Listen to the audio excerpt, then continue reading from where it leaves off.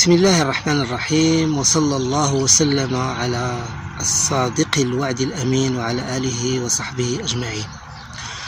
من كنا صغار كانوا والدينا نديروا شي حاجة اللي بالنسبة لهم ما عندهاش قيمة أو ضيعنا فيها الوقت أو حاجة تافهة، كانوا يعلقوا عليها بقولهم شكلها وفوقها ترابيز.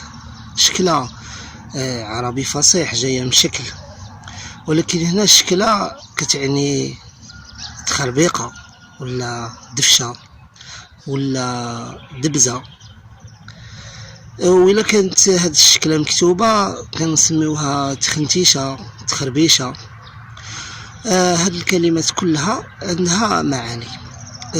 شكلة كتعني واحد الحاجة اللي ما عندهاش قيمة، ما عندهاش معنى، أو لا حاجة تافهة.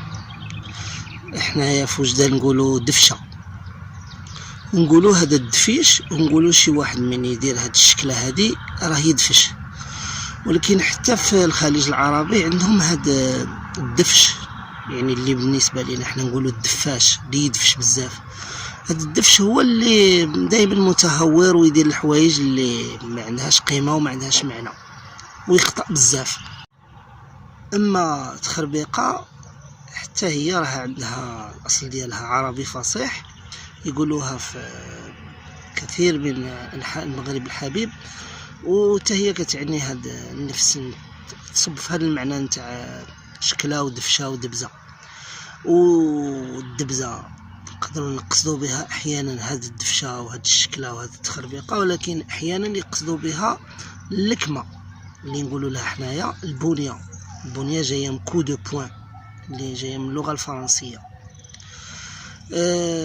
شكله وفوقها ترابيز، يعني هي ماشي غير شكله فقط، ولكن زدنا فوقها واحد الترابيز هو واحد الشكل هندسي. هذا الشكل الهندسي لا هو بالمربع ولا هو بالمستطيل ولا هو بالمعين ولا هو بالمثلث، انما هو واحد الشكل اللي كنسميوه حنايا من كنا نقراو كنا نسميوه شبه المنحرف.